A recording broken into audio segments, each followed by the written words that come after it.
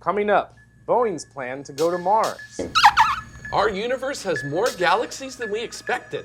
And we have an interview with Declan Murphy of Flight Club I.O. Stay tuned.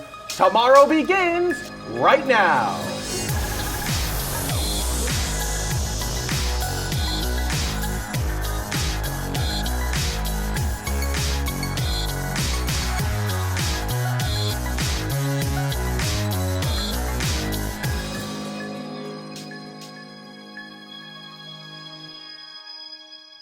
Hello and welcome to Tomorrow, episode 9.33 for October 15th, 2016. Now, before we get started with the show, we first want to thank all of our Tomorrow Premiere patrons. These folks are giving us $10 or more per episode on Patreon. They get access to everything, including our Slack channel. So big shout out to these people. We love them. If you would like to help crowdfund the shows of tomorrow, consider heading on over to patreon.com/TMRO. And of course, I am joined by our two wonderful correspondents with us here today.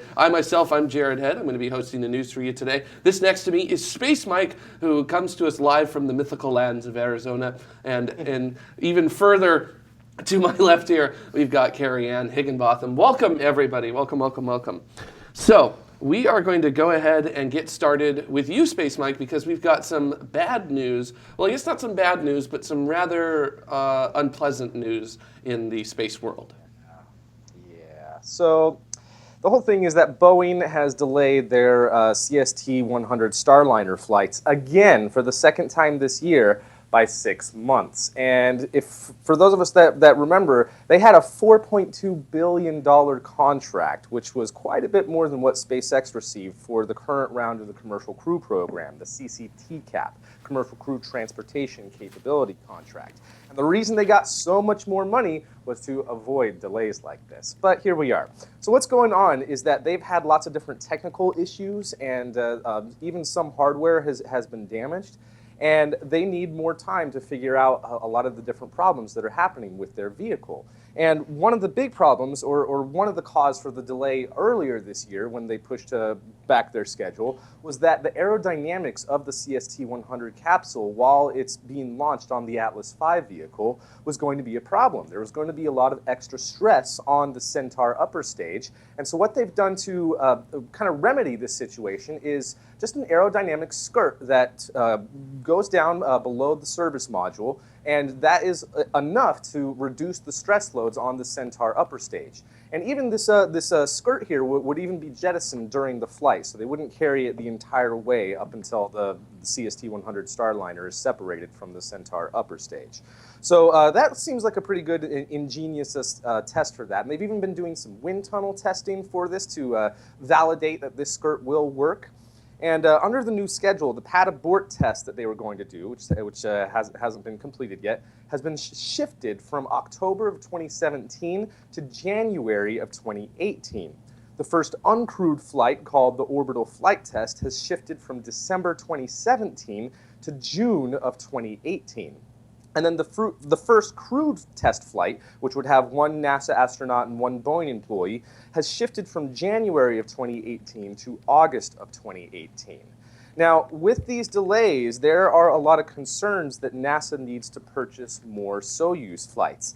And unfortunately, it might be too late to purchase any more Soyuz flights. The reason for that is because it's a 2-year process to order, manufacture, and prepare the Soyuz capsules for any launches. And as of right now, with the seats that we've purchased, the last Soyuz flights that we've purchased are going to be launching in 2018 and then landing in 2019. They spend about 6 months at the space station before coming back home again. Now, even though it might be too late to order any more Soyuz capsules from the Russians, NASA isn't necessarily worried about it because they do have an in-kind deal with the Russians, with Roscosmos, in order to trade seats on the Soyuz capsule and presumably their new Federation capsule once that enters service, and to give the Russians a free seat on these commercial crew vehicles once they start flying. And if the schedule holds, if SpaceX and Boeing's current schedule holds, then they still will be able to hopefully begin those flights in time for that. So the way things are, even though it's getting delayed a little bit more, things hopefully should work out without having to purchase any more additional flights. And then from there, it would just be our barter system of having the astronauts fly on the Soyuz and later Federation, and cosmonauts flying on the Starliner and the Dragon crew vehicle. So we don't necessarily have to worry about the not being able to purchase any more Soyuz flights, but it definitely is frustrating that there are more delays like this, especially since they received so much extra money to prevent delays like this. So, but it is what it is. Yeah, it is what it is, and welcome to the business of spaceflight. If you're not comfortable with delays, then you probably shouldn't really be involved in it, unfortunately. So, moving on a little bit, because I want to talk about the universe a little bit, and not just our part of the universe. Surprise, surprise. I want to talk about the whole universe all at once, because We have that much NASA. time? Yeah, we do have enough time to talk about the whole universe all at once, because astronomers have used the Hubble Space Telescope to actually take one of the most accurate censuses of the total number of galaxies in our universe. And using both Hubble and some of the most powerful ground-based telescopes here on Earth, they have discovered that 90% of galaxies in our universe are actually either too faint to be seen by current instruments, or they're so far away from us that their light hasn't reached us yet. So these missing galaxies, they're all from the early days of the universe, when the galaxies are small and forming. Now, using Hubble's sequence of deep field images and those other deep fields taken by telescopes here on the ground, we have realized that actually the total number of galaxies that are contained in the universe is 10 to 20 times what we were expecting. So in other words, that means the lower limit of galaxies in the universe is now set at 1 trillion galaxies in the universe. Now, this is obviously quite a surprise when you end up finding something literally an order of magnitude above what you were expecting in total number. And what this means is that galactic evolution, which is the evolution of galaxies from how they used to be to how they are now, must have included tremendously more amounts of mergers. So if we've got a lot of galaxies, when we look around our current local neighborhood of galaxies, that means a lot of these small galaxies had to come together in order to make the galaxies that at least the total number that we see in our local universe currently. So a big surprise that we were not expecting. There's a lot more stuff. Or maybe not so much more stuff, but I don't want this to sound bad, but I feel like every time there is this discovery, we're like, hey guys, did you know there's like way more stuff than we thought? No way! Yeah. No way! Wait, hey, did you know that there's even more stuff than we thought? Like, wait, really? Kind of turns out. Now, this does not affect dark matter overall. The total amount of dark matter and dark energy, that still stays the same. I mean, for now. It's just that the overall number of galaxies is a lot more than we were initially expecting. So when the universe first formed back in the day, if you will, there was just a lot more than we have right now. So it's not necessarily an assessment of the overall total number currently. It just means that we had a lot more to start with than we expected. So overall, pretty cool result that we were able to get. Yeah. So yeah, and I want to, and Mike, you should talk about something really cool too that just kind of popped up out of nowhere, like this study did. Tell us a little bit about it. Yeah, this is kind of strange because this has to do with President Obama. In the last 100 days of his term here, he has wrote an opinion article for CNN, kind of reinforcing his support to send humans to Mars in the 2030s and to move on with the rest of, the program that he set forth back in 2010, and furthering more commercial crew partnerships and stuff like that. And the very next day, NASA Administrator Charlie Bolden also put out a blog post, not on CNN though, kind of reaffirming what the president was saying and also clarifying a little bit on one particular thing that the president said in his article, and that was having commercial opportunities at the space station. And there was already a program going on at looking at this, but now there is even more incentives for new commercial opportunities at the space station. As you can see right now, this is Bigelow Aerospace's plan to send what they call X-Space to the International Space Station. And there are other companies who are already involved with NASA's Next Step program, which is to build deep space habitats for the journey to Mars. And with this, there's also another company called Axiom Space, which is started by Mike Suffredini, who has a really cool plan to have a pretty large module with its own propulsion system and 2 extra docking ports, so that whatever port it takes up, there would be 2 free ports instead of, having 1 less port for docking vehicles and such. And the thing is, though, is both with Bigelow Aerospace and Axiom Space's plans, they both want to dock to the forward node or the forward port of Node 2, Harmony. While the whole request for information is to actually put the use on the aft port of Node 3, which you can see kind of highlighted there. And the thing is that's where the beam module currently is, and there's not a whole lot of space there. You can see at the bottom of the picture where the folded up solar panels from the Zarya module just doesn't allow a whole lot of clearance for there. So neither Bigelow's B330 or Axiom Space's large modules would be able to fit there. And that's what this current request for information is to put a commercial module in that particular spot. Now, in the future, I'm sure that they would look at more opportunities with the more different ideas and plans that companies are coming out with. I really like Ixiom, the idea of turning the Centaur upper stages into a dry workshop, essentially. And with this, the whole plan is to have commercial modules dock to the space station and then later be undocked from the station to form a commercial space station. This is Axiom Space's graphic for a commercial space station that they could build once the International Space Station has retired. So this is really cool, and I like how that even though Obama was kind of trying to champion more the plan of going to Mars in the 2030s, how it's kind of brought about these extra incentives. And I think that probably the biggest legacy, this is just my opinion, but the legacy of Obama's administration as far as NASA is concerned is having these really strong partnerships between commercial or public and private and doing all of the different commercial programs that we've been doing. And I really hope that whoever becomes president next will be able to continue that sort of philosophy of cooperating on a public-private level. Excuse me. Yeah, I even heard that the astronauts were requesting additional pieces to be added on to the International Space Station. So, I know one of the requests was they want an extra cupola up there, because right now the current cupola aims what's called, if I remember correctly, nadir, which is basically straight down at the Earth. The astronauts actually want one to point zenith, which would be away from the Earth. So I suppose when they go into the night side of the Earth, they would look out of that one and really enjoy what would be just an incredible view with that there. So really cool stuff. I love this public-private partnership stuff. It's just fantastic. Everybody wins when you do that, and it's just fantastic overall. Okay. Are you guys ready to go back to the beginning of the universe again? I mean, I guess. Yeah, if we want to talk about it. So there's this really cool thing that happened in the early universe called the Epoch of Reionization.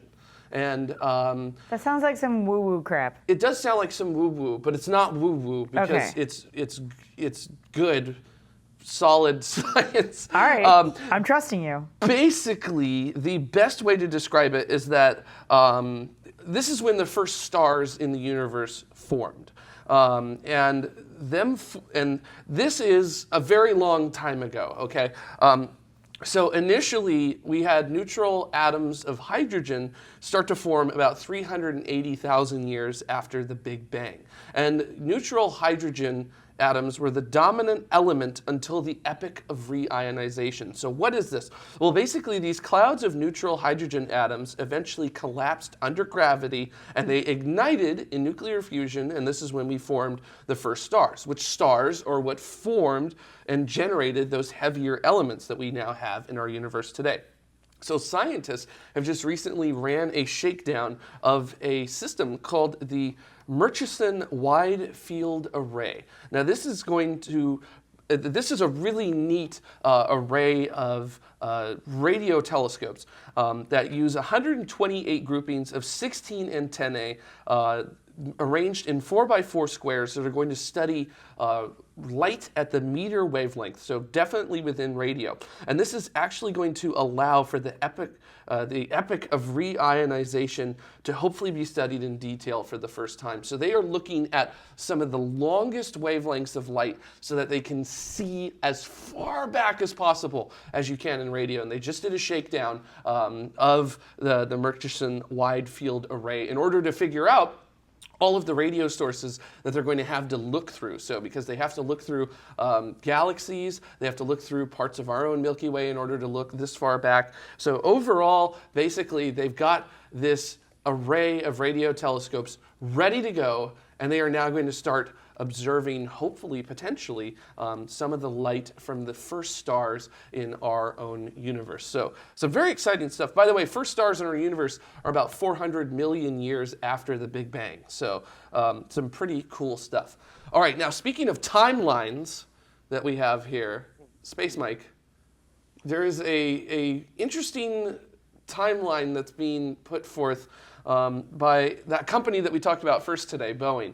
So, Space Mike, tell us a little bit about this surprise and sort of interesting thing that Boeing has said that they are going to try to do.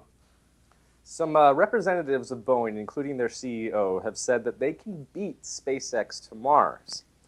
But the important thing to understand about their plan, they say that they can beat SpaceX to Mars. But here's the thing to understand, is that their plan is in tandem with NASA's. And I'm almost hard-pressed to say that it's the same plan as NASA's to get to Mars in the 2030s. But before they go to Mars, before they send humans to Mars, what they want to do is build what's called an exploration gateway. And what this is several modules that they would send up via the Space Launch System and assemble this space station around either low Earth orbit, lunar orbit, or one of the Earth-Moon Lagrange points. Now, with this, with this station, they could be able to help with international and commercial missions around the moon, contribute toward United Launch Alliance's Cislunar 1000 plan, and test their lander on the moon first. We have an image of that lander right here. This is the Mars configuration. The service module for it for the lunar configuration would be much smaller. It's tiny. And yeah, it is pretty interesting. It almost seems to me that the service module is kind of the same, or at least looks similar to the same hardware as the Altair lander, whereas the pressurized section where the astronauts would fit in looks like a new design. Yeah, and we actually have a video that I put together of their different plan here. Once the station and the hardware elements that they have are complete, they'll start sending pieces needed for a Mars transportation system into low Earth orbit to be constructed. And meanwhile, they will start sending uncrewed precursor missions to Mars with a solar electric propulsion. And that's going to be their main method of transporting to Mars. And once they have the Mars transportation system complete, what you're seeing on screen right now is the assembly of the exploration gateway. But once the Mars transportation system is complete, it will dock with the exploration gateway, take on a really large habitat, which looks similar to a Bigelow habitat. That is the Mars transportation system right there. This is them docking with the exploration gateway, and you'll see in just a moment where they take on the large habitat there. And then they would take on the crew that is needed for this journey, and they would depart from, whether it's from low Earth orbit or the Lagrange point, wherever it is that the station would be that they would first head to.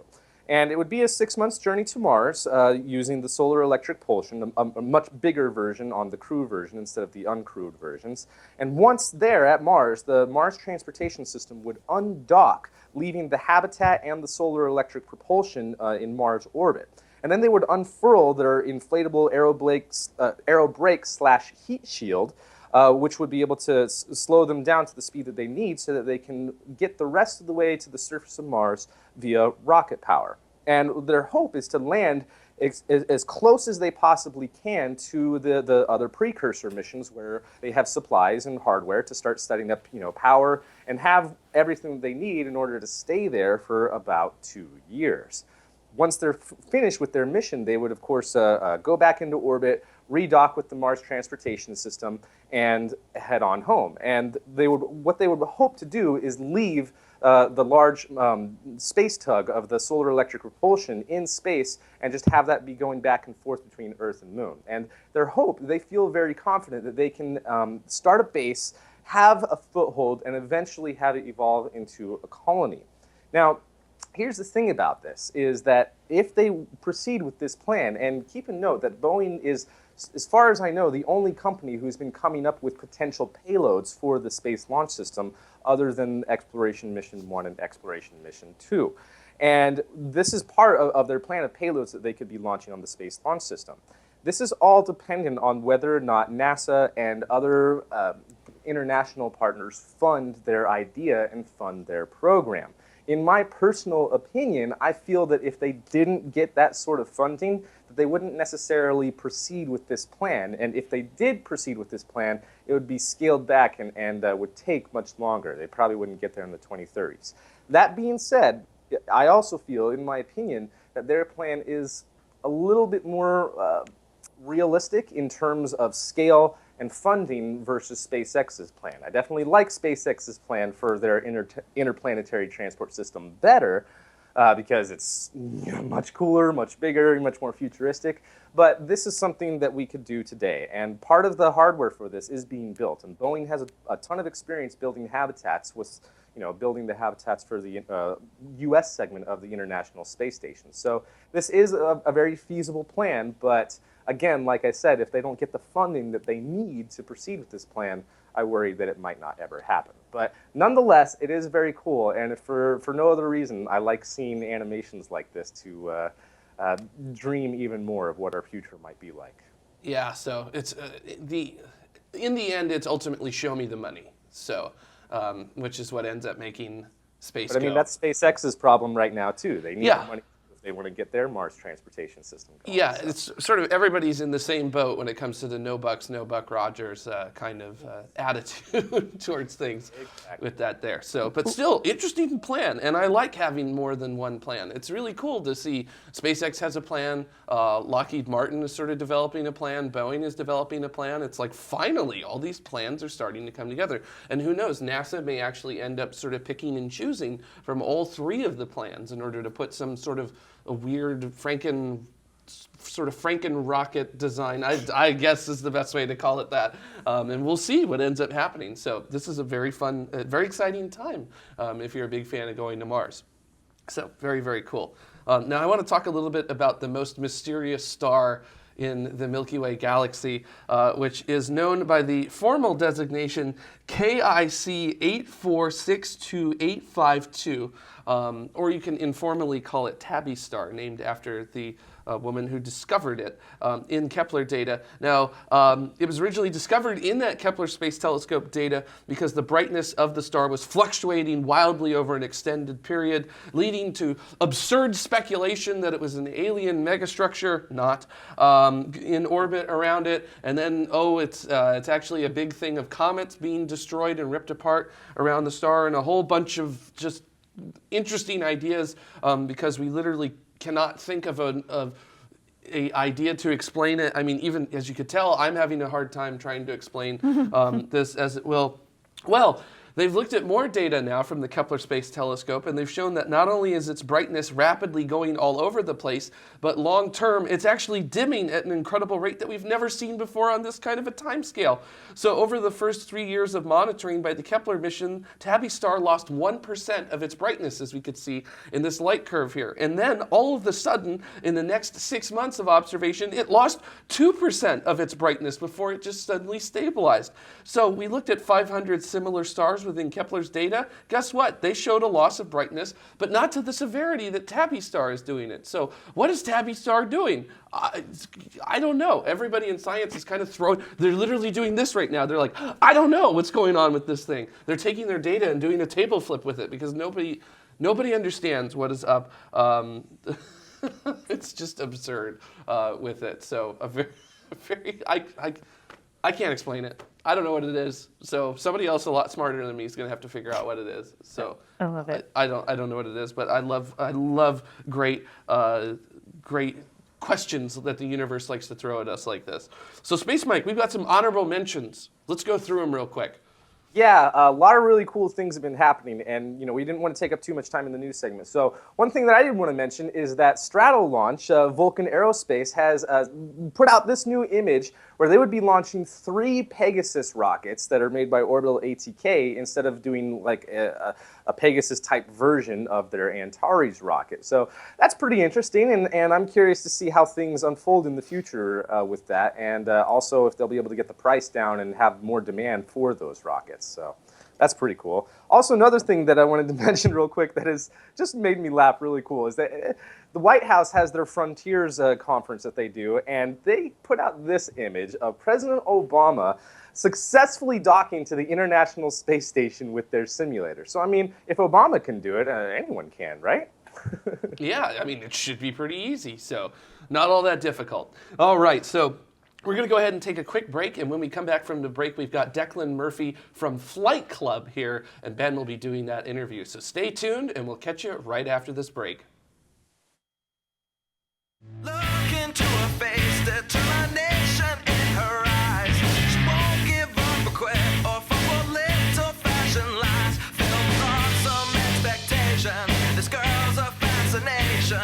Nothing in her way will keep her from her destination. 'Cause she's fire walking, she's fire walking. When it's hot, she keeps on moving, 'cause her heat keeps on improving. Yeah, she's fire walking, she's fire walking to be free.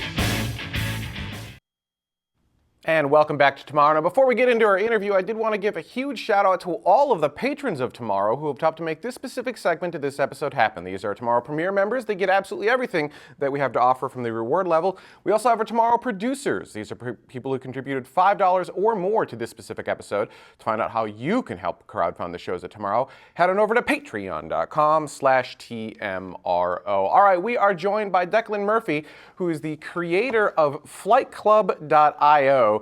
Which is actually one of those things that I found on the /r/SpaceX subreddit, and it is, as our tag says, data is beautiful. So Declan, first off, thank you for joining us on Tomorrow and taking time out of your Saturday.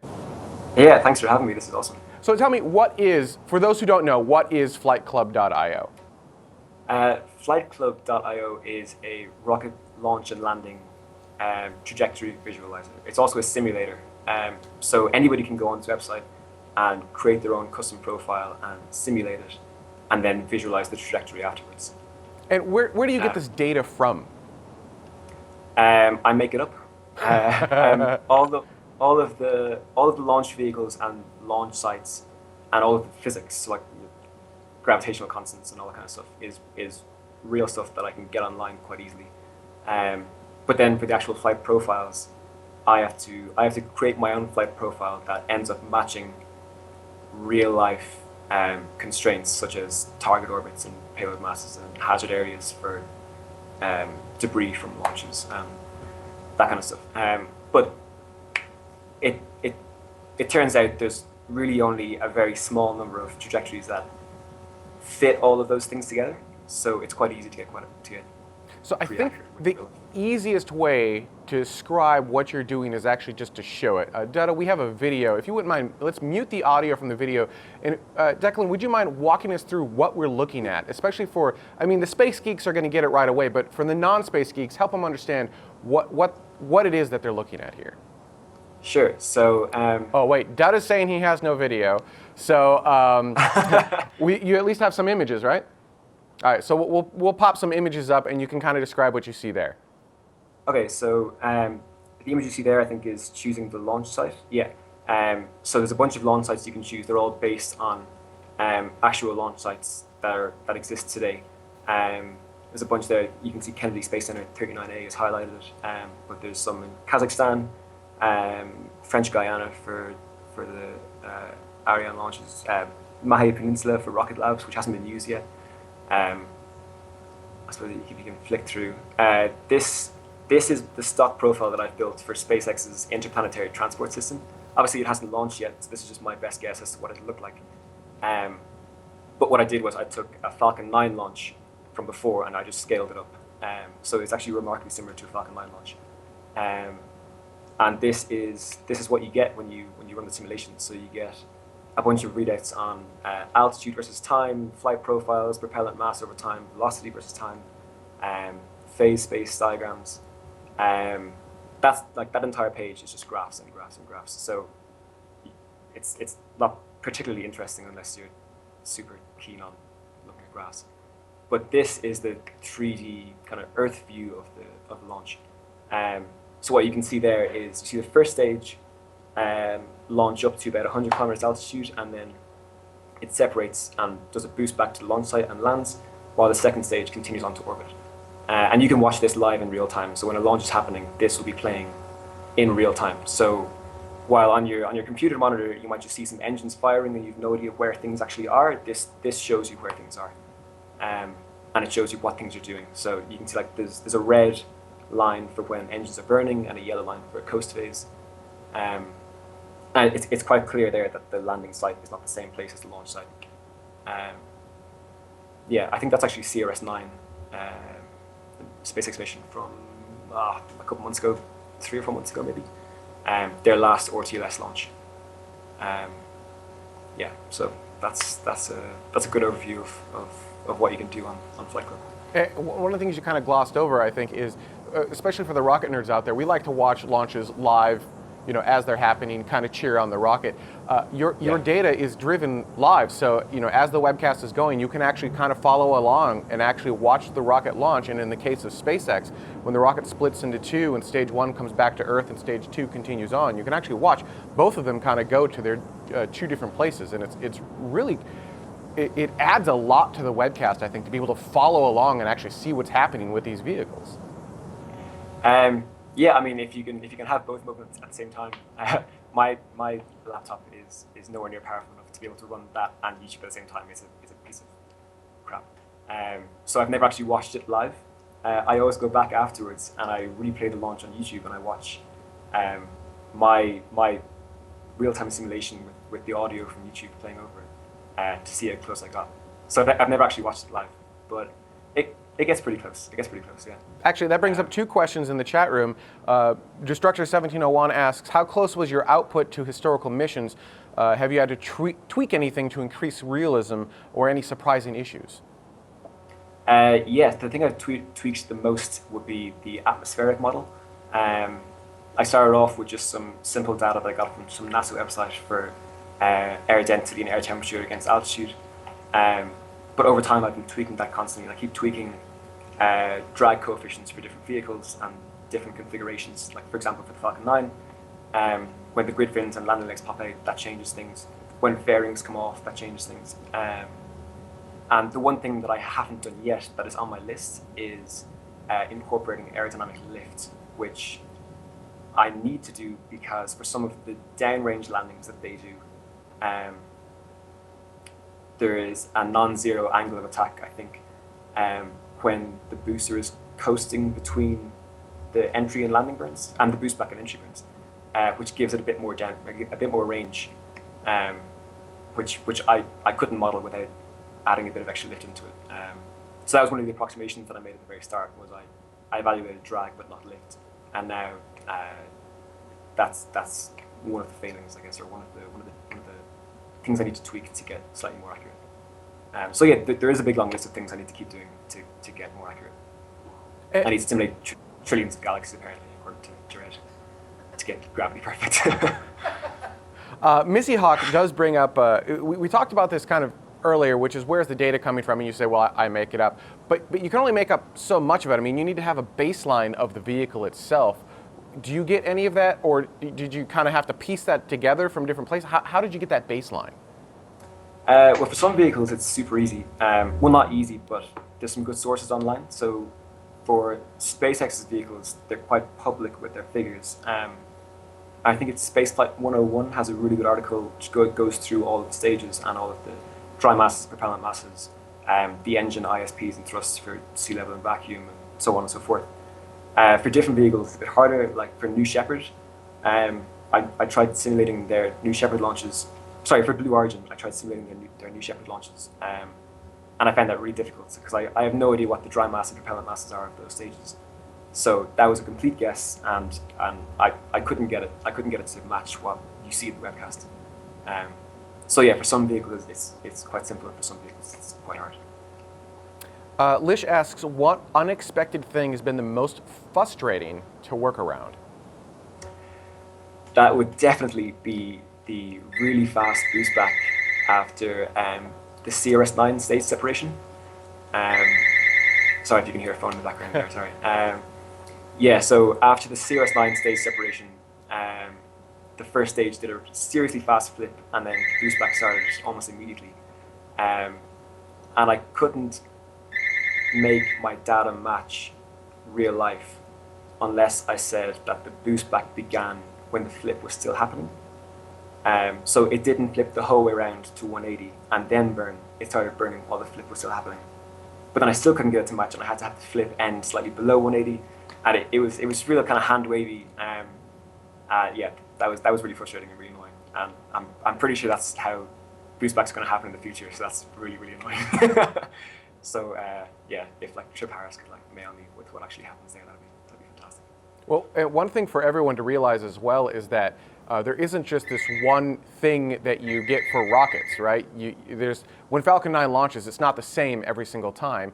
And even with the projected trajectories, the vehicles, be it Falcon, Delta, Atlas, Orion, whatever it is, they're all making real-time decisions as they're ascending and changing their own flight profile. And because you don't have a direct downlink of their data, you have to make those guesses and kind of tweak it after the fact. That's the only way to do it without direct data from the vehicle. So going back and tweaking is kind of required.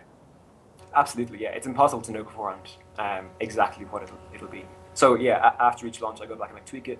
I make it match the webcast or whatever data I have as close as I can, and then I'll record the webcast and flight clip side by side and make a YouTube video, upload it, and post that. But yeah, so when you watch it live, it's always kind of within about 5 seconds for certain events, but it's never perfect because there's things that you just don't know. Like you don't know how windy it'll be in Florida if I'm sitting at home in Dublin, Ireland, like it's or in this case in Mexico. Yeah, so yeah, there's a lot of guesswork that goes in beforehand. But I mean, like there are tons of useful pieces of information, like SpaceX's press kits beforehand give loads of times for burns and separations and cutoffs, and hazard debris areas, which I mentioned earlier, give a really good. Like when you use those debris areas, it's really easy to model the first stage flight profile because it has to be going a certain velocity to land in that big red area. So that's really helpful as well. So yeah, there are certain things that make you get really close, but you can never get perfect, like you say. Yeah. Have you reached out to any of the launch services providers and said, hey, look, I'm doing this really cool thing. Would you mind giving me some real-time telemetry, even if it's like only once every second or once every 10 seconds? Just give me something I can base this off of? I haven't. I reached out and asked for jobs, but I haven't gotten any of them. But no, I've never even thought of that. I never thought that would be an option because I guess that's all kind of ITAR restricted. I don't know. I'm not an ITAR. It might be. I don't know. I'm not an ITAR lawyer, but certainly Ariane Space doesn't have that issue, right? JAXA doesn't have that issue. The U.S. providers, that'd be SpaceX, United Launch Alliance, they may not be able to, but yeah. Yeah, no, that'd be a really good idea. Yeah, I'll definitely do that. Stop Guy asks, what's been the most interesting thing you found out about SpaceX's interplanetary transport system, ITS, which is an unfortunate acronym, from playing around with the simulations? One really interesting thing I noted was, so I tried to use information from the video they made of the launch and return to launch site, of the launch and return to the landing site. Of the ITS, and during the boost back burn, there were 21 engines firing, and it was also said that there would be 7% of propellant left over. But if you do the maths on that, 21 engines firing at full throttle with just the dry mass of the first stage and 7% of fuel gives this huge acceleration, which I think was like 8 or 9 Gs. And I had to immediately throttle to like 60% or 50% to keep it at like 6 Gs or lower. So, yeah, either they'll be like throttling down loads for that, or they'll be using a lot less engines than they showed in the visualization. But apart from that, it was remarkably similar to a Falcon 9 ascent and descent. So it actually wasn't that. It was nothing too surprising. So then we also have Rockenveld, I think is how you pronounce that, asking, can you use Flight Club for Mars launches? Not yet, but that is in the works. At the moment, it's just based on Earth, and there's no it doesn't even go as far as the Moon. It's just the Earth. But yeah, I'm gonna add in some like transform stuff, and yeah, I'm not entirely sure how I'll do that. Like I don't know if that would be completely user generated, or the website would give you hints saying you should burn now to get there in time, and you should stop now. Like with Kerbal Space Program, when you're doing your burns, it gives you your ellipse, and you can see it growing and growing, and you can stop when your ellipse hits the orbit of whatever planet you want to get to. Flight Club doesn't do that. It's you hit submit, it does it all for you in the background, and then gives you the results. So yeah, I had to think about how I would do that. It wouldn't fit into its current UI. I'd have to make a different kind of UI for that. But no, that definitely isn't works, because that's super interesting. Which brings up the next really kind of logical question, which is, what are your future thoughts for Flight Club?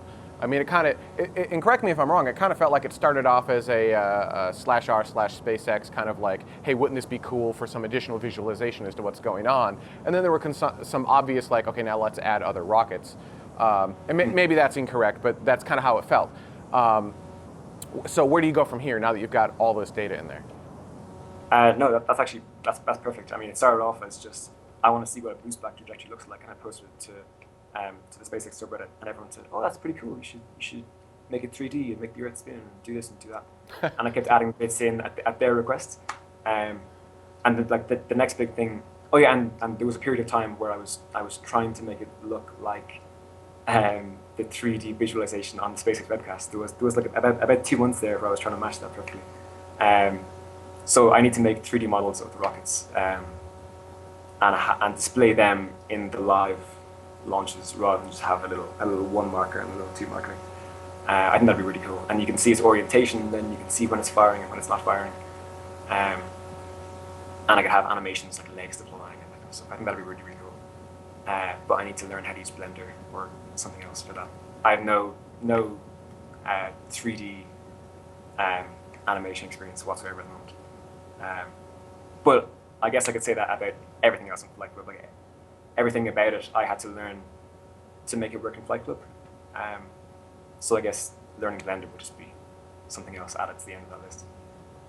So the user Trebles is actually on the website right now, and noticing that actually it is fairly hard to use. It's not for the faint of heart. Are there any plans to kind of make that less rocket scientist-y and more mere mortal, so that people who maybe do this just like to play and see interesting data can kind of really easily massage that data? Yeah, it definitely isn't suitable for beginners, I don't think. I did have a plan to make a YouTube video of a walkthrough and say this is how you use it. If you want to do this, then do X, Y, and Z. If you want to do this, do 1, 2, 3.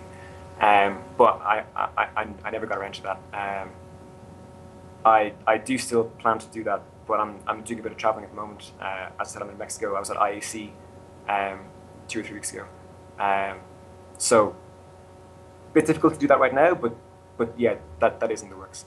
I could also maybe, when you visit the page, pop-ups appear and say, hey, look, this is where you put the payload mass in, or something like that. But yeah, it's definitely not as beginner-friendly as something like Kerbal Space Program, where you go on and you get tutorials and walkthroughs, and it tells you like what everything about a rocket does and teaches you orbital mechanics. It's definitely something you have to understand a bit about it before you go on. If you have a 2-stage rocket, you have to know in the middle somewhere there has to be a first stage cutoff, stage separation, second stage ignition. You can't, like, you wouldn't know that unless you watch some rocket launches, right? So yeah, it's not as beginner friendly as I would like it to be. I guess walkthrough video is probably the best option for that. So you're at you were at IAC, because IAC is over now, which is where SpaceX announced their Mars plans. Actually, a bunch of announcements at IAC this year, which means that you're obviously a hardcore space geek, and Doom Kitten is wanting to know, have you ever actually had an opportunity to see a launch live? I saw my first ever launch about 3 weeks ago, actually. I saw the launch of OSIRIS-REx. I had been in Miami the week before, and I was going to go up to watch Amos 6, tier. So a few days later, OSIRIS-REx launched, and I got to go up and watch that. Myself and my friend were driving up. Well, actually, my friend was driving. We rented a Mustang, and we were driving up through Patrick Air Force Base with about 2 minutes to launch. Just trying to drive as fast as we could to get as close as we could. And then I think it launched at 3 minutes past 5, and at 1 minute past 5, I was like, okay, pull in, let's run over to the beach and watch. and we got there with about 30 seconds to spare, and it was awesome. It was fantastic. It was everything I hoped it would be, even though we were still so far away. But I think I might be in California around December, January, which I know is when SpaceX plans to return to flight, and they want to have a Vandenberg launch, which I guess is Iridium next. So that'd be cool to go to Vandenberg and watch that. But no, yeah, so far I've only seen the one, just the Atlas V. Two more quick questions. One from Spaceman Stiff, which is, I'm sorry, Spaceman Spiff. Is there or will there be a membership fee for the site? I hadn't thought about it. I guess yeah, I could offer some features to members that other like users don't get. Like you can simulate more orbits. I guess if I incorporated Mars flights into it, then I could only offer that to members because that would require more computational power. Yeah, that's a good idea. I'd have to, The community's like, no, give it to us for free. Yeah. Or, you know, throwing out other ideas. You know, Patreon completely and totally changed this show. So if you know, there's the membership idea, and then there's also the I personally would back you as a patron on Patreon because I think what you're doing is awesome. And I have to believe that there are other Redditors on /r/SpaceX that would do the same thing. And the advantage of something like that is then people who can't afford to help and get the membership, they still get all the data and they can maybe get excited about space. But the people who can't afford to do it, they're helping back you in your program and your project so that you can actually afford to continue to do what you're doing. Just another weird random thought. that's a really good idea. I mean, at the moment, there's a donate page on there, but that's all in the way of give me money, please. There's no kind of membership or anything. But yeah, I'll definitely have to think about what kind of features I could give paying members. But if I did do that, everything that's there now would stay in the free option because that's like the basic package, right? All right, and final question for the show, which is a constant debate. Like I said, you were at IAC, so you heard a lot about the moon. So the question is, from Missy Hawk, moon first or Mars first? I am absolutely no authority to discuss that. Like Flight Club is just a bunch of physics. I mean, personally, I think moon first would be like more gratifying in the short term because it's like 2 days away instead of 6 months away. But then Mars is just so awesome, and if you put people on Mars, it'd be like the most mind-blowing thing ever. So I guess it depends on the context. If you're going to the moon with the plan of then going to Mars, I'd say okay, then go to the moon. But if it's either or, I'd probably go for the long haul and say no, I'll go for Mars, and I'll get my satisfaction in 10 years time or whatever. Yeah, but I'm not a rocket scientist as much as I'm trying to be. And where can people find more information on Flight Club and yourself? So I have a Twitter handle which is DecMurphy_, so DecMurphy_, and I generally post, like if I do updates on Flight Club, I put stuff there. After every SpaceX launch, at least, I always post the video to /or/SpaceX, which is an awesome resource, and they are absolutely the reason why Flight Club is what it is now. Like they've been, like the people on there have been pushing me constantly, saying, "Do this, this is awesome, this is great, do more." So yeah, huge thanks to everyone on there. I actually met a bunch of them at IAC, and they're all super nice. Where else? Obviously, flightclub.io is probably the best place to find Flight Club information. There's no Facebook page or anything. Yeah, Twitter or SpaceX, and the website itself would be the best places to go. Awesome.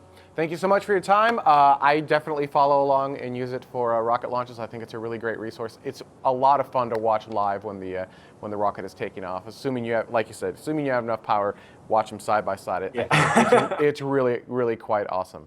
All right, we're going to take a quick. So Yep, we're going to take a quick break, and when we come back, comments from last week's show. Stay tuned. We'll be right back. We've always looked to the stars. They guide us, give us comfort, help us find our way. We see ourselves out there. When we look up, It inspires us. And we long for something we don't yet know. We yearn to go there. So, we venture forth. We choose to go to the moon in this decade and do the other thing, not because they are easy, but because they are hard. Because that goal will serve to organize and measure the best of our energies and skills. Tranquility Base here. The Eagle has landed. It's one small step for man, one giant leap for mankind. The exploration of space will go ahead, whether we join in it or not. Many think we stopped exploring. But we know our journey didn't end. We've only just begun.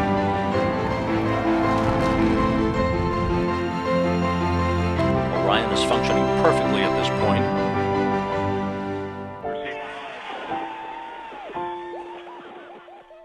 Come with us and explore tomorrow.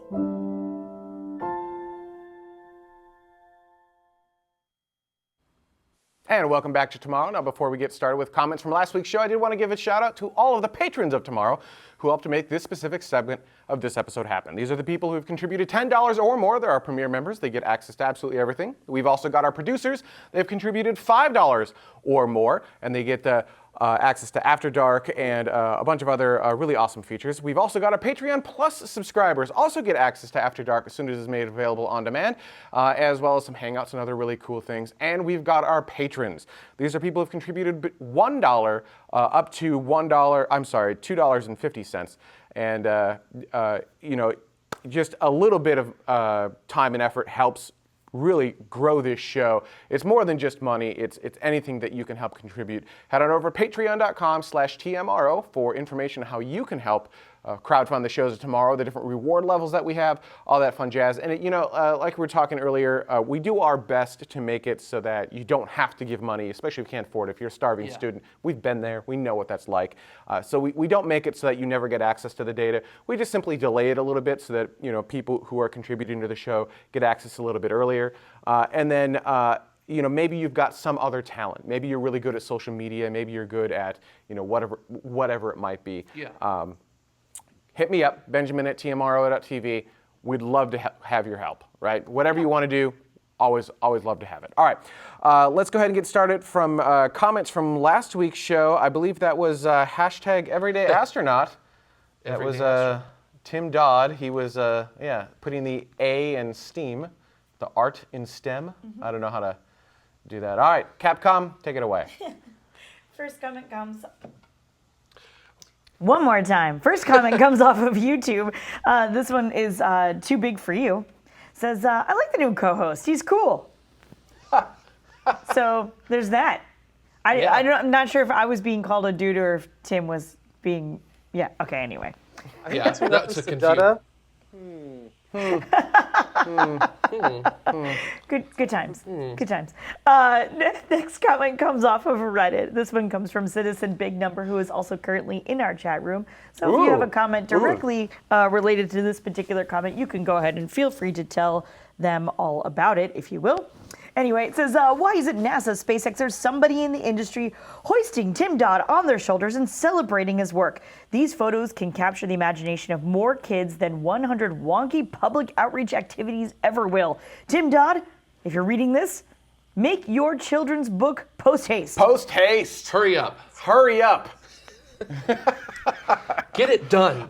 There is, he has an image of him with like shooting off fireworks. Yeah. And I know. I think it's at the Salt Flats, if I remember correctly. I don't remember. I will say it is just from a visualization standpoint, one of my favorite pieces, just not just of his, just one of my favorite just general pieces. I think it's just absolutely beautiful. Yes. Yeah. Yeah, absolutely gorgeous. All right, so. Oh my gosh. This is a wall of text. This is a wall of text. It's longer. Are there two screens that go to this? I assume so. All right, let's get started. There's three. There are three screens that go to this wall of text. I'll do what I can. I'll see how quickly we can get through this. / maybe I'll just All right. change my tempo. This will up be just to a screw with Donna 40-minute little. segment. This comment comes off of YouTube from a user called Nightlight ABCD. So begins the text. When there's a discussion of living on the moon or Mars, almost never is the problem of reality of reduced gravity ever brought up. To Mars is next to zero gravity, and Mars has about half the gravity of Earth.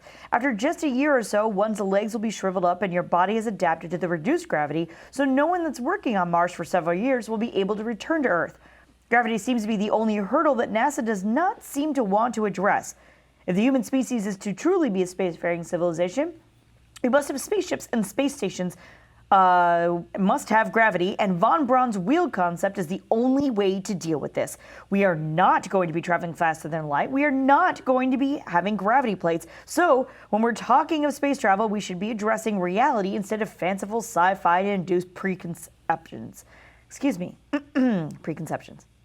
Also, space travel costs money, and through private enterprises in the picture, many of them are reliant on government, so government revenue reductions does not help. Having anti-science people on congressional science committees also does not help. So many thoughts in one comment. So many things. All I right. was with you about halfway through, and then I was not. All right, so let's start off with, yes, reduced gravity. The human body is designed for 1G.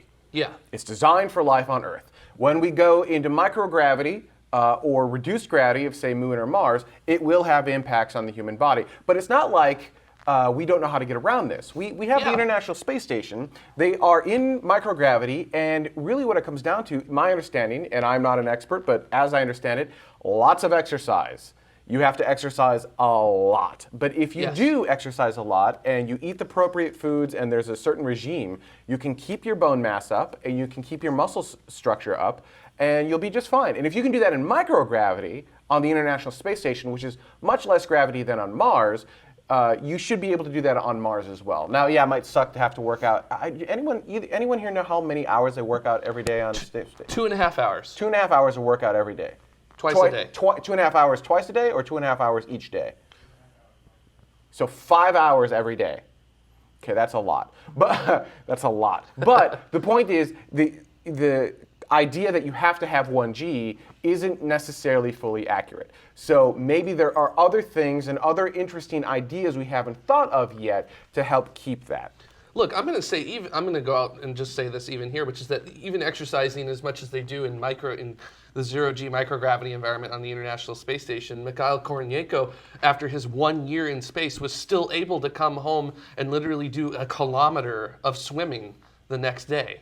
And he said he felt. And he came home on a Soyuz. Yeah. So and he said that he felt even better swimming that kilometer than he had at any time during the time that he swam in his life. So maybe we're pushing, maybe the 5 hours isn't necessarily required. And you can reduce that again because you do have some gravity on Mars. It's what, it's 1% of the atmosphere. It's 1/3 gravity something like that. of Earth, right? So it's not like the microgravity, where microgravity is even worse. So actually the International Space Station is a terrible place to put a human body.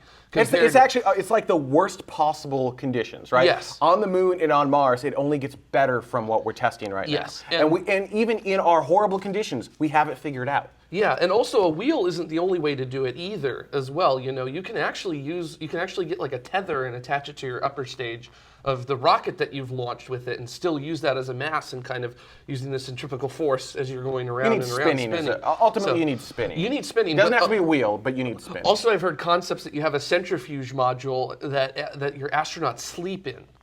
So when they sleep, they're in 1G, or they can be at like 1.2 or 1.3G, a little bit more than Earth, and that way they can do it that way. I like that idea. Go ahead, Mike. You were trying to say something. Oh, there actually was a plan to build a centrifuge module for the International Space Station. It was mostly built, and it's just sitting outside in Japan right now, and because it got canceled, it never is going to be sent up. But I mean, I don't agree that NASA is not addressing the problem. They are very much concerned with the problem, and the medication that they've developed for their astronauts to take to help not lose as much bone mass is being sold here en masse for osteoporosis patients. So, I mean, that's just another benefit that this whole thing brought for life here on Earth. But the whole thing is with our circadian rhythms. And I mean, once we do get to this kind of way future out there where we actually have people who are born on Mars, their circadian rhythms are going to adjust and they're going to be different. And they're not going to have as many adverse health effects as someone who was born and matured on Earth and then spends time on Mars. And this whole thing with the year in space that Mikhail Kornienko and Scott Kelly did showed that after a certain point, the damage stopped being as much, and maybe we just need longer adjustment periods. The human body is very adaptable. And with this, long duration space flight that we recently accomplished, we've discovered that we might need a little bit more adjustment. And of course, there still needs to be a lot of data that needs to be gone over to verify this and see what the actual changes are happening within their bodies. But I mean, it might not necessarily be so bad. Now, someone who goes to Mars to stay there, after a certain amount of time, of course, they're going to start having a lot of different problems. But someone who goes for a 4 to 6 year trip might not necessarily have as many problems as we think. So we just we have to do more experiments and get more data. Dutta did a real-time fact check for us. It's actually 2 hours every day of workout on the International Space Station. So 2 hours total. Yeah. Much more reasonable number than 5. And again, that's in a worst-case scenario, right? Yeah, so it gets better on Moon or Mars. I think they do 1 hour in the morning and 1 hour in the evening. That's a reasonable number even on Mars, though. 2 hours of workout to ensure bone density and muscle mass. And it's like 1 hour of cardio and 1 hour of resistance training. So, which is that's pretty good. And also working out is good for you psychologically as well. It helps. You're doing that here on Earth anyway. Yeah. So I mean, I'll get right on that. Yeah. That's called our drive time to work. From work. That's our exercise time. You guys should get mini weights in there, and you guys should be. I have like one big beefy arm, Trogdor style. All right, let's just move on. There was so much more to that comment. We should have cut that thing down into like a reasonable chunk. Yeah. I blame all of you for that. Yeah, Dutta. He's blaming Dutta over there. All right. Yeah, we'll just point that way. Next up, Capcom. I just read them. Next one comes off of Twitter. Comes from next week's guest on the show, so we can grill him all about it. Yeah. Actually, I'm gonna. Yeah, I know you're gonna. I'm gonna man crush like this for a minute. Hey, Dave. In case you guys haven't figured this one out. Hi, Dave. Oh man. Hi. I like your rockets. Hi, Dave. It's not after dark yet. Keep going. Start asking the hard questions. Oh boy. Like I said, it comes off of Twitter from one @dmaston. Yes. Man. I think my team figured out how to turn the supertanker ship into a huge spaceship. Those billionaires have nothing on us. #biggest rocket. Yeah, it's called. We should bring Vax in on that one. It's called frickin' Sea Dragon. I almost said Sea Launch. It's called Sea Dragon. Same things. It's a thing. It's been there since like the 60s. So, yeah. Yeah, it's a real thing. Actually. I don't think it's a bad idea. I've always thought it was actually a really interesting idea. It's super simple. Sea Dragon itself is pressure fed, but whatever. I think you should do it, Dave. Ready to go. What are you waiting for? He doesn't know how he's. Dutta says he doesn't know how he's going to get a big giant ship into orbit. No, that's the whole. And he All does. right, moving on. That's what next week is for. We'll ask him on next week's show. They did it during the Avengers movie, so they can. So it's possible. Yeah, Great it's big real. fans. Hey, it happens in an Avengers movie. That's all right. That's the thing. Next up, Capcom. This next one comes off of Patreon. It's from Brendan Caulfield. It says, there were some awesome discussion of in-person launch viewing experience this week. Love all the ancillary details about the effects of the sound waves and stuff. Very evocative. Ooh. Nice. Well, that was specifically in After Dark. Yes. Oh, was it? So for those who aren't patrons, if you consider becoming the Patreon Plus or above, you'll get After Dark automatically through Patreon. You get a little email every time it comes out. We usually try to post it right after the show as best we can. Sometimes it's delayed 24 hours. And then a few weeks later, it's generally 1 month later, everyone else will get access to it. Now, it doesn't get posted to our main YouTube channel because that would just clutter the whole channel. So if you just search YouTube for TMRO After Dark, you'll find the After Dark channel. It's the easiest way to find it. And then go from there. And so, if you want to see any of our After Dark episodes, they're all on YouTube. Otherwise, like I said, Patreon, it helps support the show, helps us do cool new things. I'm actually looking at this new set in the other direction in pieces on the floor. Yep. So it's not a paper set. There's hardware. There is hardware. It's not put together, but there's some hardware. It's coming. It's starting to come together. Oh yeah, you guys can't see it, but right off camera, we've got like huge saws. Oh, that's where the vacuum went. So huge saw. Is that ours or is that his? It's theirs. It's their. Oh, wow. They have the same vacuum as we do. Yeah. So giant saws, huge pieces of wood over there. I've got cut up wood over here. Like it's just like if I just move the camera just a little bit, the illusion is ruined. It's fantastic. So that's all for Orbit 10 coming up. The next year is going to be Orbit 10. That's all coming up there. It's going to be awesome. I'm super very excited for it. too. Yeah. So actually, and was that that was the last comment, Yes. right? All right. Yeah. So just closing out the show, talking about that a little bit. We actually are. You'll notice us playing with the format ever so slightly and how we're doing news, how we're doing interviews, how we're doing different segments. That's all in anticipation of Orbit 10. Now, part of this is just to see how it works on, like, how the chemistry works in certain areas. But I think it will all make a lot more sense once we have kind of the whole cohesive vision come together for next season. It's going to be pretty awesome. We're really going to use this studio space quite well, I think. We're going to use every square inch of it to produce this show, and I think you guys are really going to like it. So bear with us in toying and messing with things for the rest of this year, but it seems to be working fairly well, and I think we'll kind of continue forward. I'm sorry to bring up Patreon again. For our Patreon Premier members who get access to the Slack channel, they actually, at that level, because it's, let's be frank, it's an absurd amount of money, and thank you guys very much for thank you promoting so the show much. at that level. We do give you get behind the scenes. Like, they've seen pictures of all of this. They've seen what's coming up, like all of that fun jazz. Yeah, when we were constructing, me and Dutta were here Thursday night, actually, cutting the hardware and doing the wood and everything. I was uploading images to it in real time, so they were actually seeing us as we were progressing on our Slack channel for our Tomorrow Premier members. So it's pretty cool. So anyhow, thank you so much, everyone, for joining us. After Dark is up next, and and next week, as we mentioned, Dave Maston of Maston Space Systems. It's going to either be awesome or he's going to come here and be like, I can't tell you anything that we're working on. Not sure which. So stay tuned. After Dark's up next. We'll see you next week. Bye-bye. Calm down, Jerry.